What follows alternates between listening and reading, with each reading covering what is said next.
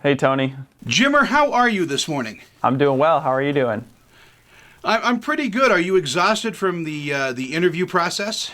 It's been quite a bit, but I'm feeling okay still. I'm feeling okay. Well, good. I'm sure you've already talked to a few people from Salt Lake City, but hi, and we here are so proud of you Thank you. and your accomplishments. I know that a lot of people look at sports as well. It's easy, but it isn't easy, is it? No, it's definitely not. Sports are definitely difficult. There's a lot that goes in to professional sports outside of just actually playing the game, and that a lot of people don't see. And so it's not an easy thing. It's a difficult world to be a part of, and you got to work hard every single day, and you have to take advantage of every opportunity that you have because you never know when it can be taken from you because that's kind of the way that the professional sports world works. You know, in past interviews with you that I have seen, you seem a very humble and almost shy person, and now there's a documentary about you. How does that feel? Yeah, it was definitely different. Me and my wife and I, talked about it a lot before we decided to pull the trigger and go out there and actually do the documentary. So we definitely we talked about it a lot before, but ultimately we felt like it was an awesome opportunity to kind of show people what it was like to play basketball in China, and also show a little bit about an inspirational story that hopefully people will be inspired by and be able to use as fuel to be able to create their own story. And so ultimately we decided to do it because of those reasons, and we'll be able to have some great footage for the rest of our lives to be able to show our kids. So I think that'll be fun too. And I think the way that they approach the game of basketball in China is a little different than here in the United States, isn't it? Yeah, definitely. I mean, it's definitely a different game over there. There's only two Americans on each team, and then the rest are Chinese.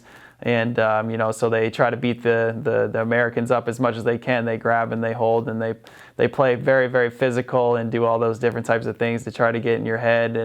And so it's a different league, but it was a lot of fun. I mean, I had a great experience and got better as a basketball player and matured as a person. And you can't thank the Shanghai Sharks organization enough for that opportunity. Yeah, they're an amazing team, and of course now you're with Phoenix and back home in the heat. Coming home, was that a joyous occasion for you coming back to the United States? For sure, yeah, it was definitely exciting to be able to get the call and be able to make a deal with Phoenix and be able to get back into the NBA. It's something that was a goal of mine to be able to get back in and this time be able to play well. And so I'm excited to be a part of this opportunity, and grateful for the Phoenix Suns organization for it. So I'm glad to be back on my same time zone as my family and be able to talk with them during the day and everything, which is awesome. Now, this new documentary also touches on your life. It goes back to when you were a kid, and you were always interested in sports, weren't you? Oh yeah, for sure. My family was sports crazy. My dad played football in college, and my brother played basketball a little bit in college and all the way growing up. And I played baseball and football and basketball all in high school and did a little bit of soccer. I mean, I just loved playing sports, was very active, and just loved to be out there and to be able to compete and play hard and play well and whatever it was. But ultimately, I just loved basketball. That was my favorite sport, and that's what I played every single day and made sure that I worked as hard as I could every day at.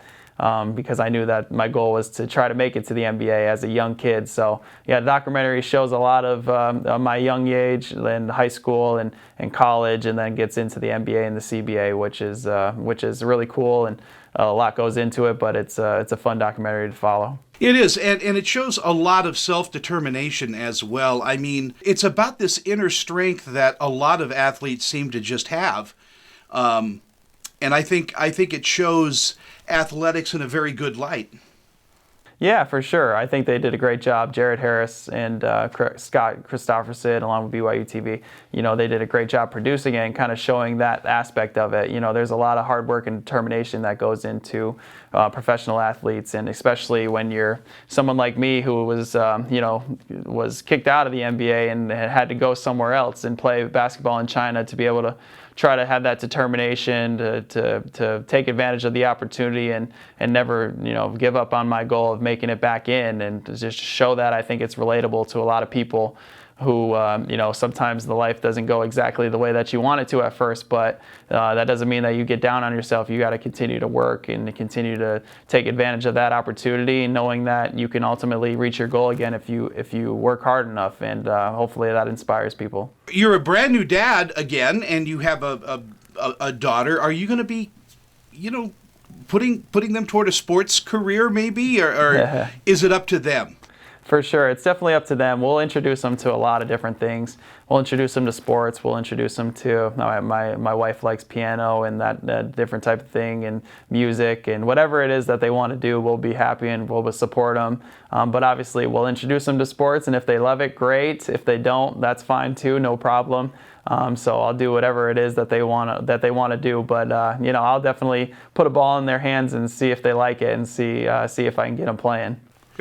That's a dad for you. Exactly right there. Yes. Thank you for your time. I know our time is kind of short, but before we go, what are 3 of your favorite movies? Ooh, 3 of my favorite movies. That's a good question. I'd say probably Rocky. The first Rocky is one of my favorite movies.